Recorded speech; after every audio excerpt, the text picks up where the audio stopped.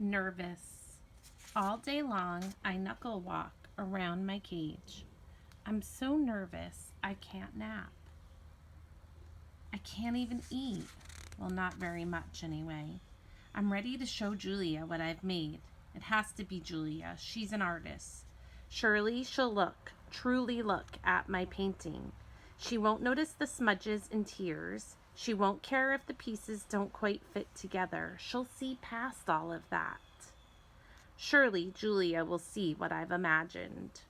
I watch Ruby trudge sullenly through the 4 o'clock show and I wonder, what will happen if I fail?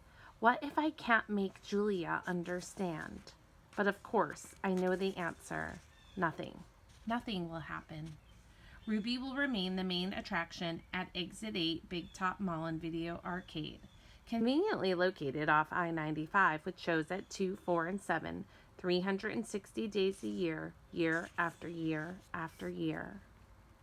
Showing Julia. It's time to show my work.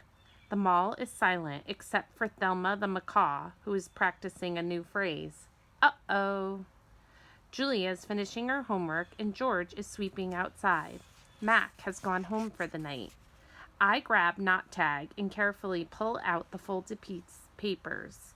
So many paintings, page after page, piece after piece of my giant puzzle. I pound on my glass and Julia glances over. Fingers trembling, I hold up one of my paintings. It's brown and green, a corner piece. Julia smiles. I display another picture, and then another, and another, and another. Each one a tiny part of the whole. Julia looks confused. But what is it, she asks. She shrugs. It doesn't matter. It's pretty just as it is. Uh-oh, says Thelma. No, I think. No, it does matter. More paintings. George calls out to Julia. He's done for the night. Grab your backpack, he says, and hurry, it's late. Gotta go, Ivan, Julia says. Julia doesn't understand. I have to find the right pieces. I dig through the pile. They're here somewhere. I know they are. I find one, another. I try to hold 4 of them up against the glass. Bob, I say, help me, hurry. Bob grabs paintings with his teeth and drags them to me. One by one, I shove pictures through the window crack. They crumple and tear. There are too many pieces. My puzzle is too big. Careful, Ivan, Julia says. Those might be worth millions someday. You never know. She arranges the paintings into a neat stack. I suppose Mac's going to want to sell these in the gift shop. She still doesn't understand. I shove more out of the hole and more, and all of them, one after another. So, Ivan's been painting, has he? George says as he puts on his coat. A lot, says Julia with a laugh. A whole lot. You're not taking all those home with you, are you? George asks. I mean, no offense to Ivan, but they're just blobs. Julia thumbs through the towering stack of paintings. They might not be blobs to Ivan. Let's leave those by the office, George suggests. Max will want to try selling them. Although why anyone would pay $40 for a finger painting a 2-year-old could do, I don't know.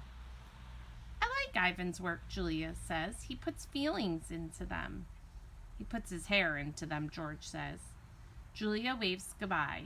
Night, Ivan. Night, Bob. I press my nose against the glass and watch her walk away. All my work, all my planning wasted. I look at Ruby, sleeping soundly, and suddenly I know she'll never leave the Big Top Mall. She'll be here forever, just like Stella. I can't let Ruby be another one and only. Chest beating. Often when visitors come to see me, they beat their hands against their puny chests, pretending to be me. They pound away, soundless as the wet wings of a new butterfly. The chest beating of a mad gorilla is not something you ever want to hear, not even if you're wearing earplugs. Not even if you're 3 miles away wearing earplugs. A real chest beating sends the whole jungle running, as if the sky has broken up, open, as if men with guns are near. Angry. Thump. The sound, my sound, echoes through the mall. George and Julia spin around. Julia drops her backpack and George drops his keys, and the picture goes flying. The pile of pictures go flying. Thump, thump, thump. I bounce off the walls, I screech and bellow, I beat and beat my chest. Bob hides under Nut Tag, his paws over his ears. I'm angry at last. I have someone to protect. Puzzle pieces. After a long while, I grow quiet. I sit. It's hard work being angry. Julia looks at me with wide, disbelieving eyes. I'm panting. I'm a little out of shape. What the heck was that? George demands. Something's really wrong, Julia says. I've never seen Ivan act this way. He seems to be calming down. Thank goodness, George says. Julia shakes her head. He's still upset, Dad. Look at his eyes. My pictures are scattered all over the floor like huge autumn leaves. What a mess, George says, sighing. Wish I hadn't bothered sweeping tonight. Do you think Ivan's okay? Julia asks. Probably just a temper tantrum, George says. He reaches under a chair to retrieve a brown and red picture. Can't say I blame the guy stuck in this tiny cage all these years. Julia starts to answer, but then she freezes. She cocks her head. She stares at her feet. Where my pictures lay in disarray. Dad? She whispers, come see this. I'm sure he's another Rembrandt, George says. Let's pick these up and get going, Jules. I'm exhausted. Dad, she says. Seriously, look at this. George follows her gaze, and I see blobs, many, many blobs, along with the occasional swirl. Please, can we go home now? That's an H, Dad. Julia kneels down, straightening one picture, then another. That's an H, and here she grabs more pictures. Put this one here, and I don't know what, maybe that one? You have an E. George rubs his eyes, and I hold my breath. Julia is running now. She picks up one picture, sends down another. It's like a puzzle, Dad. This is something. It's a word, maybe words, and a picture of something, a giant picture. Jules, George says, this is crazy. But he's looking at the floor too, wandering from the picture to picture and searching his head. H, Julia says. E. O. Ho? Julia chews her lower lip. H-E-O? And looks a lot like an I. H-E-O-I? George writes in the air with his finger. I-E-O-H? Not a letter, an actual I. And that's a foot, or maybe a tree, and a trunk. Dad, I think that's a trunk. Julia returns to my window. Ivan, she whispers, what did you make? I stare back. I cross my arms. This is taking much longer than I thought it would. Humans, sometimes they make chips look smarter. Finally. Julia and George take the pictures to the ring, where there's room to see them all. An hour passes as they try to assemble my puzzle, and Ruby's awake now, and she and Bob and I watch. Ivan, Ruby says, is that a picture of me? Yes, I say proudly. Where am I supposed to be? That's a zoo, Ruby. See the walls and the grass and people looking at you? Ruby squints.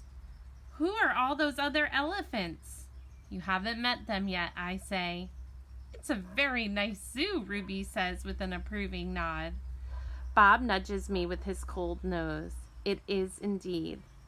In the ring, Julia pumps her fist in the air. Yes, she cries. I told you, Dad. There it is. H-O-M-E. Home. George gazes at the letters. He spins around to look at me. Maybe it's just a coincidence, Jules? You know, a once-in-a-trillion kind of thing.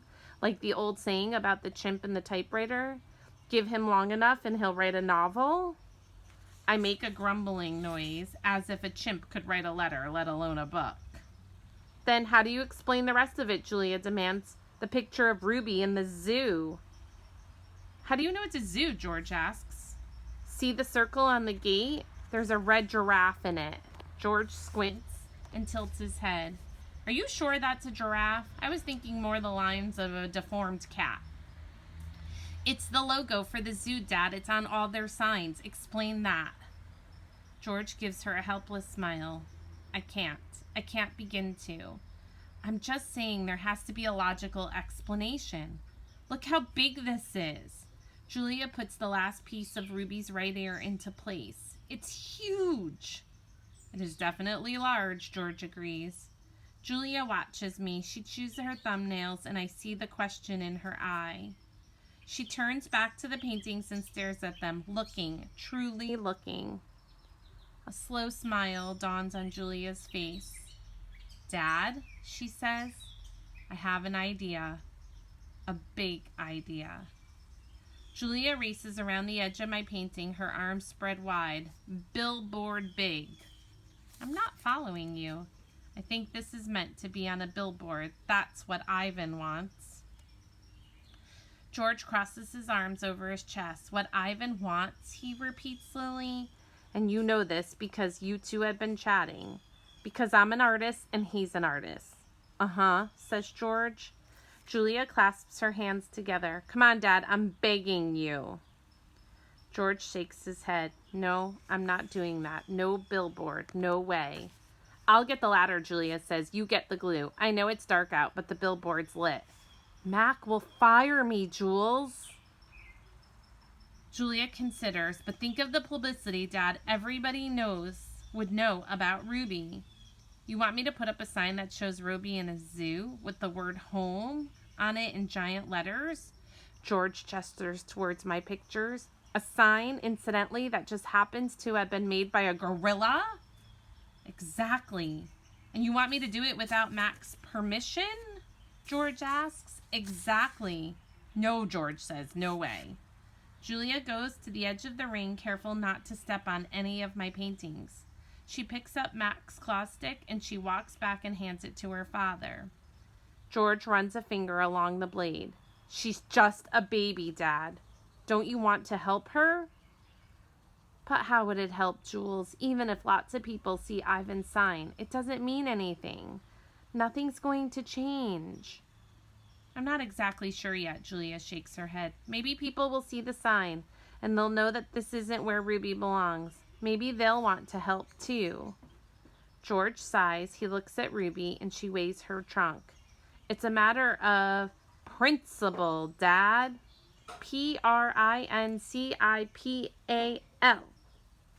L-E, George corrects.